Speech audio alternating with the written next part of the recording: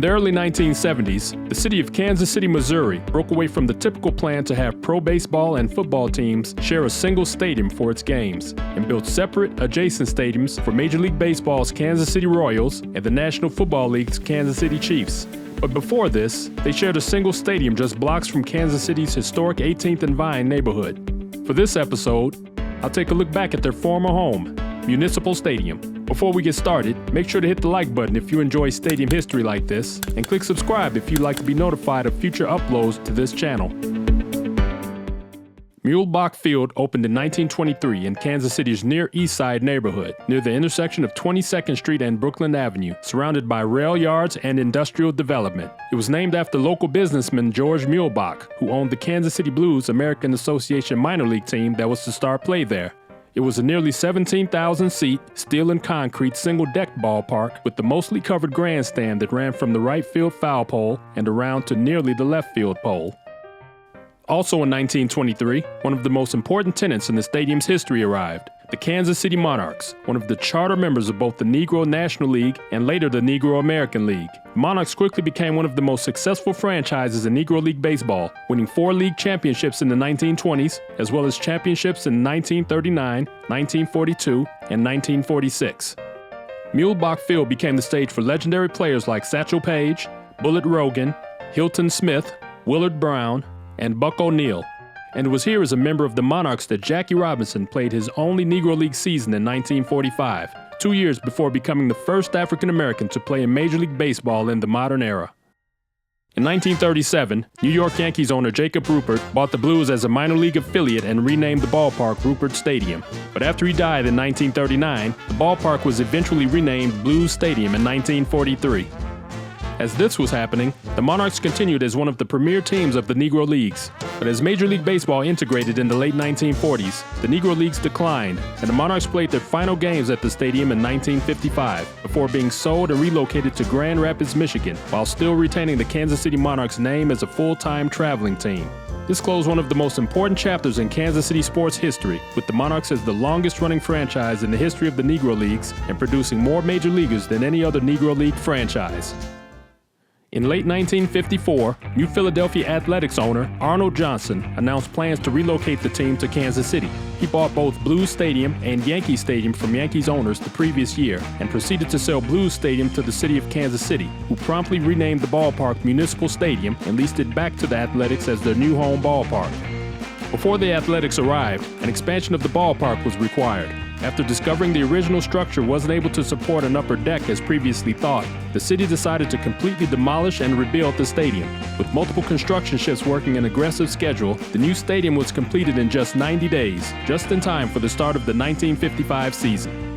The aggressive schedule came with a cost, as related cost overruns forced the reduction of seating capacity from a proposed 38,000 to a little over 30,000.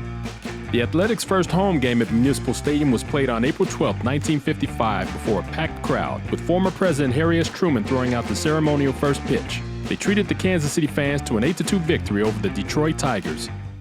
After Arnold Johnson's sudden death in early 1960, Charlie O. Finley bought controlling interest of the team from the Johnson estate in late 1960. Under Finley's ownership, Municipal Stadium became known for some of the most unusual sights in Major League Baseball. One of the most famous was a mechanical rabbit named Harvey that popped out of the ground near home plate to deliver baseballs to the umpire. Finley also introduced live animals, including mascot Charlie O. the Mule, grazing sheep behind the right field fence to keep the steeply pitched grass under control, and a full zoo behind the third base side seats, all designed to create a spectacle and draw attention away from the poor performance of the team. Finley also built the KC Pennant Porch in the right field corner, to the exact dimensions of Yankee Stadium's notoriously shallow 296-foot right field line distance. That move was against previously established minimum distance rules and was immediately rejected by the league, and the fence was removed after a few exhibition games. But that didn't stop him from making fence adjustments that were within the rules, seemingly every season. Despite Finley's creativity and showmanship, attendance and team performance continued to lag throughout the early 1960s, and Finley remained at odds with the city over stadium conditions and what he felt were unfair lease terms. He even announced his intention to sign a lease to play games in Louisville, Kentucky in early 1964, but fellow league owners responded by giving him an ultimatum to either sign a new 4-year Municipal Stadium lease or lose the team. Finley gave in, but spent the years of the new lease seeking a home away from Municipal Stadium and Kansas City altogether. At the same time, the Dallas Texans of the American Football League relocated to Kansas City in 1963 to become the Kansas City Chiefs after owner Lamar Hunt decided to move the franchise. The team called Municipal Stadium home after the move, and in order to suit the stadium for football, temporary stands that increased seating capacity to over 47,000 were erected in left field, along what will be the north sideline of the field. After compiling a losing record during their first season in Kansas City, the Chiefs had winning records for the rest of the 1960s, winning their first AFL championship while in Kansas City on New Year's Day of 1967. By the late 1960s, it was becoming clear to the city that Municipal Stadium was nearing the end of its useful life as a home for professional sports. Voters approved county-issued bonds in 1967 that paved the way for construction of the Harry S. Truman Sports Complex, featuring separate stadiums for baseball and football on the eastern edge of the city. It was scheduled to be completed by late 1972. But this development wasn't enough to calm Charlie Finley's desire to get the athletics out of Municipal Stadium and Kansas City. Immediately after his 4-year Municipal Stadium lease expired, the owner announced in October of 1967 that the Athletics would be moving to Oakland to start the 1968 season. Before the end of that month, Kansas City and owner Ewing Kauffman were awarded an expansion team that would start play in 1969. After one season without professional baseball, the newly formed Kansas City Royals began play at Municipal Stadium, playing their inaugural game there on April 8, 1969. And later that year, the Chiefs would close out their 1969 season with both AFL and Super Bowl championships, which would be the last AFL games before the full AFL-NFL merger of 1970.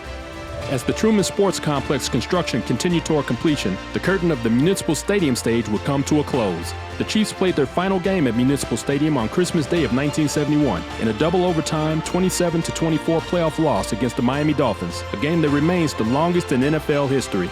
The Royals continued on to play its final season at Municipal Stadium in 1972, with their final game there played on October 4th, a 4-0 win against the Texas Rangers. And with that, the Municipal Stadium era of professional sports in Kansas City was over. Interesting facts to mention about Municipal Stadium include its only hosting of the Major League Baseball All-Star Game on July 11, 1960. Pitcher Bud Daly represented the hometown Athletics for the game, Willie Mays was voted the game's most valuable player, and it would mark the first appearances by both Roberto Clemente and Brooks Robinson, and the last by Ted Williams. On August 27, 1962, the stadium hosted the final East-West Negro League All-Star Game, marking a symbolic end to one of the most important eras in baseball history, as the Negro American League folded after the end of the season. Jackie Robinson was presented with the key to the city, while former Monarchs players Satchel, Paige, and others were honored. The Kansas City Spurs of the former North American Soccer League called Municipal Stadium home in 1968 and 1969, before the team and the league folded after the 1970 season. Municipal Stadium also hosted major non-sports events, most notably a performance by the Beatles on September 17, 1964, during their first full United States tour and their only visit to Kansas City. The venue also hosted concerts by artists such as Elvis Presley and the Rolling Stones, along with other large civic and entertainment events. Demolition of Municipal Stadium was eventually completed by 1976 and was replaced by a municipal garden.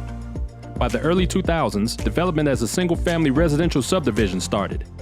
And in 2014, ground was broken for the start of a more extensive development of the subdivision, now called Monarch Manor, which would also include a plaza dedicated to the memory of Memorial Stadium and some of the legends that competed on the site. Okay, I'm here at the corner of 22nd and Brooklyn here in Kansas City, Missouri, here to check out the existing site for Municipal Stadium here in Kansas City. I'm at what would be the right field corner of the stadium right now. I'm going to start here and just kind of get a walk around, see kind of what's going on with the site, and go visit some landmarks on the field where the old stadium used to be. So let's take a look and see what we got. Approaching what looks to be a little plaza here, Monarch Plaza. This is the monument that was put together just to commemorate the location of old Municipal Stadium here in Kansas City.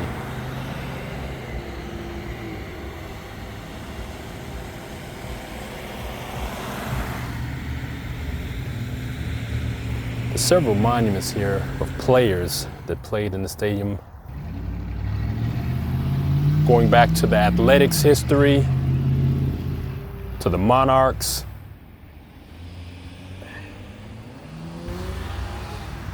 course, you've got the Chiefs from the NFL and also the Royals.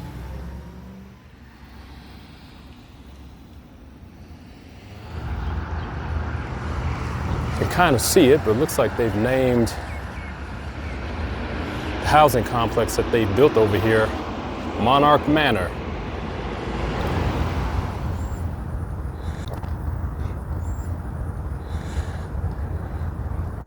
So this location right here, basically in the middle of 21st in Brooklyn, you can kind of see to the west to Lincoln High School. I can see it there, and I believe you could also see it while you're in the stadium when the football field configuration was set up. So I'm in the middle of Garfield. This street apparently is where both first and second base were originally located, right in the middle of the street. I'm standing roughly about where second base is, and I'm facing south towards first base, 90 feet south of me. Which means home plate would have been in that direction.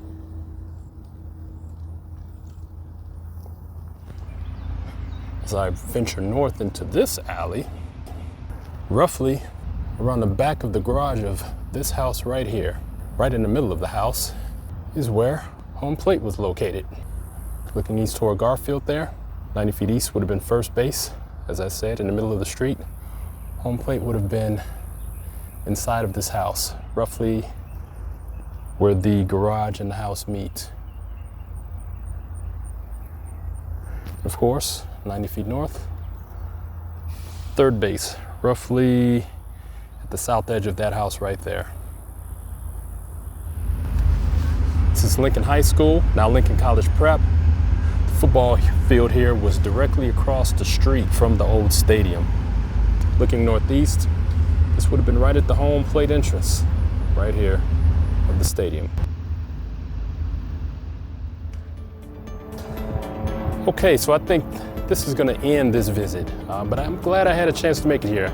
I'm not only a stadium geek, but I'm also a history buff. So to combine those two, I like to visit, if you didn't figure it out already, historical locations where old stadium used to exist. So I'm glad I had a chance to visit this spot. So once again, if you like this video, make sure you click that like button.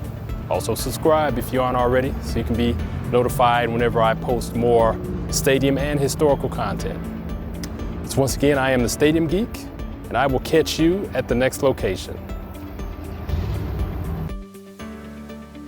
Thanks for watching, and I hope you come back to check out the next Blast from the Past.